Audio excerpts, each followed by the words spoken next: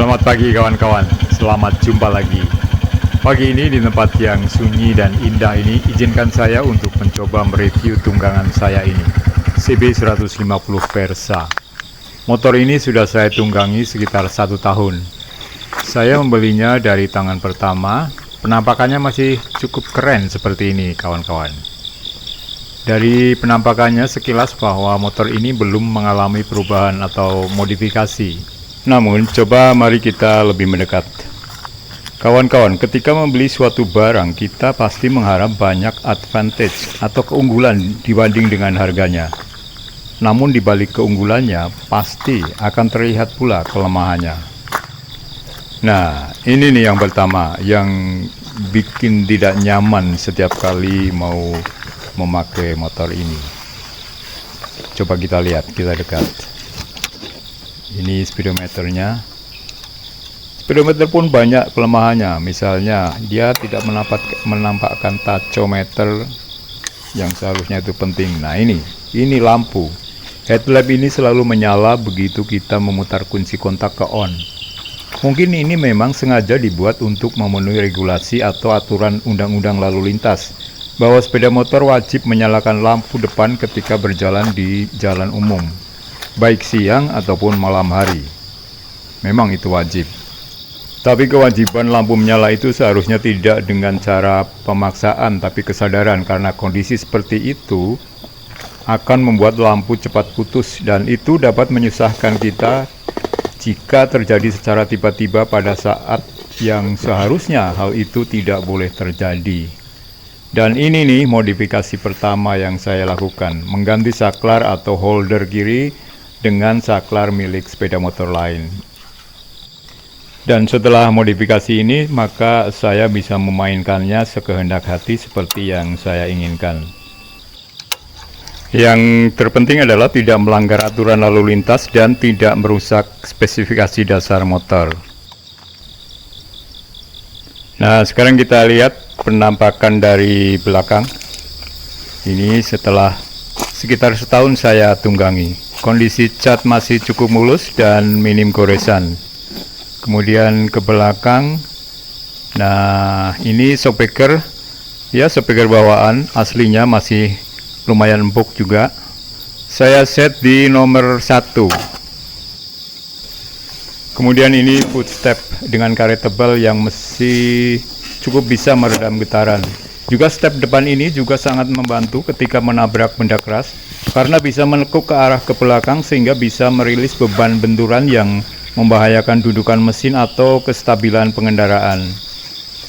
Kemudian ini di head tidak ada visor, karena memang motor ini bukan untuk kecepatan tinggi yang butuh pelindung head, sehingga cukup dengan helm. Kemudian shockbreaker depan masih empuk dan cukup baik untuk meredam getaran dari ban depan, terutama ketika melindas di jalanan yang dengan kontur yang kasar atau berbatu-batu. Kemudian kaca spion masih aslinya, lampu sen juga masih normal, headlamp dan reflektornya juga masih terang. Bolanya juga belum pernah diganti ini, baik headlamp maupun sen ataupun lampu belakang. Kemudian rem cakram masih aslinya dan masih baik, belum pernah ganti kanvas rem. Ban depan dan belakang masih aslinya dan belum terlihat menipis juga, dan juga belum pernah bocor. Yang penting rajin memeriksa tekanannya. Untuk isi dan isi ban ya, saya masih pakai angin biasa. Kemudian ini untuk tangki. Ya, tangki belum nampak ada kelainan seperti bocor atau masalah di pompa. Saya suka dengan kapasitasnya yang begitu besar, atau sekitar 12,2 liter ya, sehingga tidak terlalu sering untuk reload. Kemudian ada lagi ini kelemahan lain, ini nih, indikator memang digital, tapi untuk motor sport tanpa tachometer atau RPM meter, itu mengherankan. Bahkan tidak ada indikator gigi transmisi, jadi kadang bingung sudah masuk gigi berapa. Kemudian kunci kontak masih konvensional seperti ini.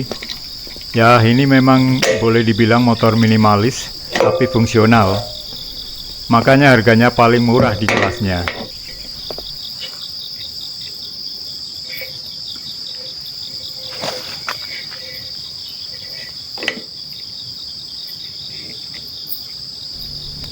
Oh iya, untuk tangki ya, ada yang bilang bisa diisi sampai 13 liter atau lebih.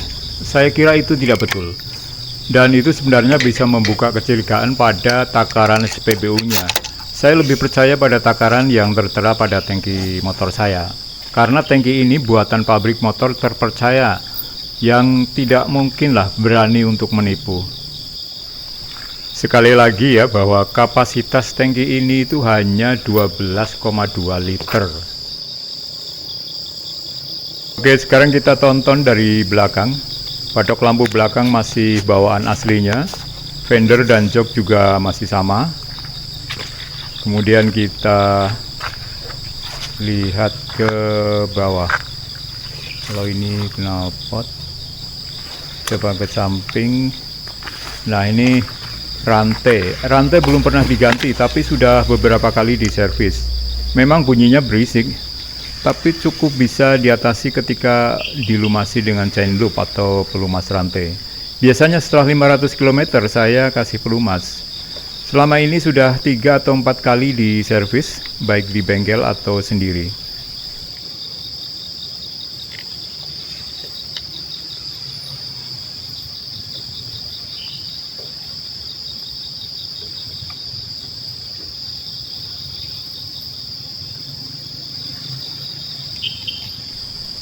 Kemudian ke atas ini stiker strip CB150 masih terlihat cerah. Fender belum pernah dilepas. Kemudian ke bawah ini ada muffler ya, atau knalpot. Ini juga belum ada masalah. Hanya covernya sedikit bergores. Itu wajar karena sering dipijak. Kemudian jok juga masih aslinya, dan kekerasan atau keempukannya itu masih belum terasa berubah.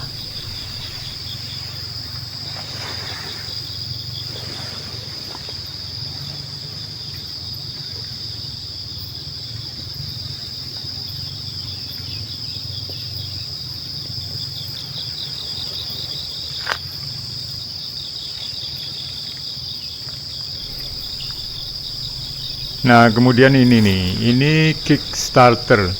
Ini belum pernah saya gunakan untuk menghidupkan mesin, karena saya selalu pakai electric starter. Kebetulan sih kondisi akinya juga sejauh ini hanya menurun sedikit, jadi masih mampu untuk memutar electric starter. Gak tahu kalau sama tukang servisnya. Untuk minyak rem ya, minyak rem juga pernah sekali diganti, ya, 1 kali diganti.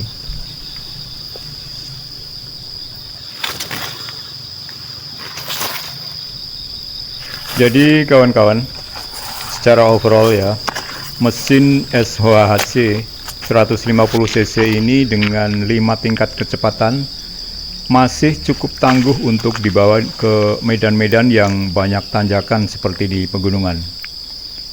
Motor ini sudah beberapa kali saya bawa ke sekitar pegunungan Dieng, seperti tanjakan Sikarim juga pernah, dan masih oke-oke saja.